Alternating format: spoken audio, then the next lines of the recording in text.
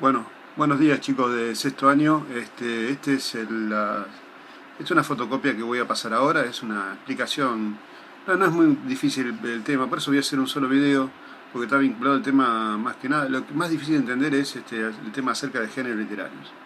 Después lo otro son las características de cada género que ustedes más o menos lo conocen, salvo el ensayístico, pero me parece que algo de eso saben porque estuvieron viendo algo con la profe Agustina. Bien, los géneros literarios son un conjunto de obras que tienen características comunes, ¿m? este, que más o menos que los diferencia de otros textos. Por ejemplo, si vos tenés género lírico en la mano, un libro de género lírico, sabés que ese género lo que vas a encontrar son eh, versos en donde prevalece la rima, prevalece cierto ritmo gracias a la rima, a la métrica. ¿Mm? Es decir, esa es la estructura, la forma, digamos, ¿no? Es la característica del género lírico. Si vas a un género narrativo, por ejemplo, vas a encontrar que es un texto escrito en prosa, que tiene una estructura tipo comienzo, nudo y desenlace, que es la tradicional. O si vas al género dramático, sabes que hay una estructura de este tipo, un personaje, una acotación en donde dice cómo tiene que decir su parlamento, entre paréntesis, y luego el parlamento que dice ese personaje, digamos, ¿no? Con una descripción de la escenografía, etcétera, donde se desarrolla la obra. Entonces quiere decir que cada conjunto de texto tiene características comunes y a esas características comunes se agrupan en géneros literarios. Bien, ¿qué tiene más que nada que ver con el tema, el molde o forma, en este caso el verso, si es género lírico, el tono, si es subjetivo u objetivo, si es muy subjetivo, obviamente va a ser género lírico, que se caracteriza por la subjetividad, es decir, por la profundización en las emociones y sentimientos de una persona en particular, digamos, ¿no? Y la forma de desnudar particular esos sentimientos, prestando mucha atención a la forma connotativa, al uso connotativo del lenguaje, de tal modo de dar a conocer esas emociones de un modo singular, particular, único, en forma de verso, que a veces adquiere la forma de metáforas, comparaciones, inéditos, etc., utilizando todos los recursos del género lírico. Bien, estos son modelos que son prestigiosos e imitables, digamos, ¿no? Para otros, porque el género lírico es como una... Cuando yo escribí género lírico, estoy imitando de alguna manera al primero que hizo género lírico. Entonces, son modelos prestigiosos e imitables. El primero que hizo esta clasificación en género fue Aristóteles, allá por el siglo IV a.C., en su famosa obra poética, que casi todos los profesores de literatura tuvimos que leer. Clasificación que tiene siglos, pero esta clasificación que hizo Aristóteles obviamente estuvo sometida a contextos de tipo religioso, social, político, estético. ¿Qué quiere decir esto? Que era bombardeado a lo largo de la historia con diferentes miradas acerca de la realidad política, la realidad social, la realidad religiosa. Entonces estos géneros han sufrido modificaciones, más que nada en la aparición de subgéneros. Para decirlo de alguna manera, por ejemplo, el género épico, que es un género que aparece allá con los griegos, sobrevivió a la Edad Media y hoy no existe el género épico. Es un tipo de texto literario escrito en versos, poemas narrativos en que se narra la vida de un personaje que es muy importante para la comunidad porque hay una identificación entre comunidad y personaje debido a sus valores y virtudes. Eso desapareció, el Cid Campeador, qué sé yo, en España, Roldán, en el Cantar de Roland, la Chanson de Roland en Francia, ese Rolando, ese gran héroe francés, en otros, por ejemplo, la Odisea y la Ilíada, la Odisea ni más ni menos que el regreso épico de Odiseo a su tierra natal, a Ítaca, o la Ilíada, que ni más ni menos que es la cólera de Aquiles, para vengar a Patroclo y en la guerra de Troya. Es decir, ese tipo de texto ya no existe más, porque no existe más la sociedad que les dio vida. Entonces, si desaparece la sociedad que les dio vida, es probable que el género también desaparezca. Bueno, pero algunos géneros sobreviven, digamos, ¿no? Qué sé yo, estoy pensando el género policial, por ejemplo, que nace allá en el siglo XIX y aún pervive todavía, porque las preocupaciones sociales con respecto a la justicia siguen siendo las mismas, digamos, ¿no? Es decir, que hay subgéneros vinculados con el contexto social que les permitió sobrevivir. Perdón, voy a acomodar esto porque parece que no tengo cuello. Bien. estos géneros literarios nacieron más que nada por una exigencia de los lectores, digamos, ¿no? Debido a sus preocupaciones religiosas, sociales, políticas. De ahí nace el género ensayístico. El género ensayístico no es ni más ni menos que la presentación de polémica, de ideas, estructurada de esta manera: presentación del tema, así la estructura del ensayo, ¿no? Presentación del tema, por ejemplo, poner el tema aborto, si quieren, el tema del aborto legal, con una tesis a favor o en contra del aborto. La tesis es la opinión, el punto de vista del autor, y luego una construcción en el desarrollo con argumentos defendiendo esa tesis, su punto de vista, y finalmente una conclusión. Eso es el género ensayístico, digamos, ¿no? Debido a las preocupaciones sociales y el boom de los medios de comunicación, y hay una explosión del género ensayístico que adopta la forma a veces de carta de lectores, en la forma de debates, por ejemplo, en televisión, o la posición de un político en Twitter, en Twitter no tanto porque es breve, pero en Facebook, en YouTube. Es decir, toda la gente opina y hace un ensayo de tipo oral, para decirlo de alguna manera. Pero generalmente el ensayo tiene, como es un texto breve, no tiene la intención de abarcar todo el texto. Lo que hace es invitar a la polémica. Lo decía, es presentar el problema e invitar a la polémica, un punto de reflexión. No tiene como propósito indagar en la profundidad del tema. Como es breve, simplemente se presenta la polémica. Y lo sabe el autor, que está de acuerdo con eso, porque sabe que un ensayo no puede ir profundamente a las raíces de un problema. Bien. ¿Qué tiene que pasar para que aparezca un nuevo género? Y acá hay que prestar atención. Fernández Moreno, que era un estudioso de este tema, un español, dice que tiene que cumplir ciertos requisitos la aparición de un nuevo género. O sea, que los géneros son más o menos estables. Son más o menos, bueno, todos los conocemos: género lírico, dramático, narrativo, y agregamos el ensayístico si quieren.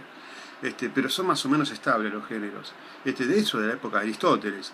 Algunos subgéneros aparecieron, otros subgéneros continúan, digamos, ¿no? Por ejemplo, el subgénero terror todavía continúa, digamos, ¿no? Que nace también allá por el siglo XIX. Bien, para que haya un nuevo género, Fernández Redondo dice que tiene que cumplirse ciertos requisitos. Tiene que haber una voluntad innovadora del autor, es decir, no tiene que nacer de casualidad. El autor tiene que tener una voluntad de producir un nuevo género. Y nuevo género tiene que estar vinculado, relacionado con el contexto social. Es decir, no puede haber un nuevo género si no está vinculado al contexto social, porque es el que le da vida. Porque un nuevo género nace por un reclamo social. Es decir, es la gente la que está esperando ese género. Cuando nace el género de terror nace allá en el siglo XIX, porque estaba el romanticismo, y el romanticismo de alguna manera exacerbaba, mostraba ese mundo de ultratumba. Había preocupaciones por si había o no había vida más allá de la muerte. Es decir, es el mundo de la trascendencia, el mundo de los muertos, ¿qué se abre después del mármol, digamos, ¿no? Cuando uno, de la puerta de mármol, cuando uno fallece. Es decir, el género de terror nace producto de esos temores, digo, sobrenaturales, en que tanto hacía hincapié el romanticismo. Bueno, el género de terror continúa hoy también. Bien, eso por un lado, voluntad innovadora acorde a la realidad que lo rodea, la del autor. Tiene que tener una estructura original el nuevo género. O sea, si yo quiero escribir un texto que esté escrito en verso, ya no puedo, porque la estructura ya está, eso pertenece al género lírico, por lo cual tengo que ser una estructura original desde lo formal y lo temático. Desde lo formal podríamos poner, por ejemplo, el género policial. El género policial arranca por el final, aparece un crimen, después del crimen aparece el detective, y el detective va encontrando los indicios para al final dar con el culpable. En general, esa es la estructura original del policial de enigma. Es decir, una estructura original con una temática, en este caso, policial. Bien, y la obra también es otro de los puntos que dice Fernández Redondo. Se tiene que adecuar a su contexto social que le permitió surgir, lo que ya decía antes. Es decir, no pueden hacer un género literario si no hay una sociedad que reclame ese género literario. No que lo reclame, no que pida los gritos, sino que esté en vena de esperarlo, esté con deseos de que aparezca eso, digamos, ¿no? Creo que la literatura juvenil que está dando vueltas era un poco del reclamo de los pibes. ¿Por qué tiene tanto éxito la literatura juvenil que hasta creo que está salvando editoriales la literatura juvenil? Porque había todo un mercado de jóvenes que esperaban una literatura que lo desidentificara, que hablara de ellos mismos, digamos, ¿no? Entonces eso es lo que hizo que el género, este subgénero de literatura juvenil tuviera mucho éxito. Pasando con lo mismo con la literatura de youtubers, por ejemplo, que también que escriben sus propias obras, digamos, ¿no? Bien. El género, para que sea género, tiene que ser digno de imitación. Es decir, tiene que tener un cierto prestigio. Es decir, tiene que ser y ser imitado por otros autores. Es decir, si no tiene prestigio, desde lo temático, desde lo formal no tiene prestigio, no va a ser imitado por los demás autores, por lo cual dejará de ser género. Porque un género literario es cuando la sociedad se apropia de ese género literario o de ese subgénero literario. Si la sociedad lo rechaza, no hay tal género. Es decir, hay un vínculo estrecho entre sociedad, que hace surgir ese género, y el autor que lo produce, en su voluntad innovadora de realizar un nuevo género. Están estrechamente ligados. Si no, si yo invento un nuevo género, soy un papanata que invento un nuevo género y que solamente lo hago yo mismo, digamos, nada más. Es decir, hay un vínculo entre sociedad que adopta ese género para sí, porque lo veía como una necesidad, y el autor en su voluntad innovadora, esa especie de oler lo que está pasando en la sociedad, digamos, ¿no? y producir algo al respecto. Bien, en cuanto a los rasgos formales, tiene que ser un reconocimiento. O sea, si yo veo un poema, me doy cuenta que ese es un género lírico. Si yo veo una novela, me doy cuenta que es un género narrativo. En este caso es un género novela. Igual me pasa con el género policial, igual me pasa con el género de terror. Es decir, desde lo formal yo tengo que reconocer ese género. Entonces eso me va a permitir ese reconocimiento, hace que eso ya se convierta en género. No sé si, creo que claro, no es tan difícil el tema. Bien, a continuación yo tengo acá la guía. Es una guía muy breve, chicos, no es muy complicada la guía, que hace referencia a los... perdón por el coso, pero tenía la hoja, pero tengo el ventilador encendido y se me voló todo. Bien, la guía no es tan difícil, la guía hace referencia a esto, simplemente que hay una parte de la guía que habla acerca de los géneros, y ustedes digan, yo no sé si plantearles que hagan eso. La primera dice, expliquen por qué los géneros son variables, creo que ya lo expliqué. ¿Qué condiciones deben cumplirse para la aparición de un nuevo género literario? Lo acabo de hablar ahora. ¿Qué hace que una obra literaria pertenezca a determinado género? Bueno, acuérdense de los rasgos comunes, digamos, ¿no? ¿Cuál es la finalidad de la división en géneros? Esta no la hagan, pero bueno, es muy fácil, pero no la hagan. O sea, la 4 no se hace. Y por último, señala las características de cada género literario. Eso es un trabajo para chicos de cuarto año, de cuarto año. Acuérdense que el género narrativo, lírico, dramático y ahora ensayístico. Ese sí, denle un poco más de pelota. El lírico es un poquito más difícil de definir porque el verso no define solamente lo que es género lírico, porque hay una forma subjetiva del lenguaje, hay una utilización connotativa del lenguaje, que es lo que le caracteriza el género lírico, digamos, ¿no? El verso no puede tener versos, pero no quiere decir que el género lírico tenga que tener versos para ser género lírico, sino que hay un uso particular del lenguaje, un uso connotativo del lenguaje, un uso subjetivo del lenguaje, construido de una forma particular, singular, única, de un autor, una mirada que produce extrañamiento al lector, debido a la construcción de una nueva realidad del mundo. Bien, los demás géneros son más o menos conocidos. Bueno, chicos, una cosita, recuerden que el género dramático no es dramático porque causa drama en el lector, sino el género dramático tiene que ver con todo lo que es obra teatral, con todo lo que es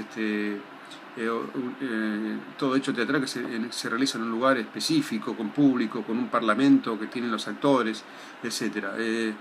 Drago quiere decir, es un verbo griego, quiere decir hacer, es decir, el teatro se hace, o sea, se realiza en el escenario, no es para ser leído, sino para ser visto. Pero bueno, lo tenemos que leer porque no nos queda más remedio, digamos, ¿no? No podemos ir a ver a todas las obras que salen porque el teatro, hay determinada cantidad de teatro y no podemos ver todo lo que queremos.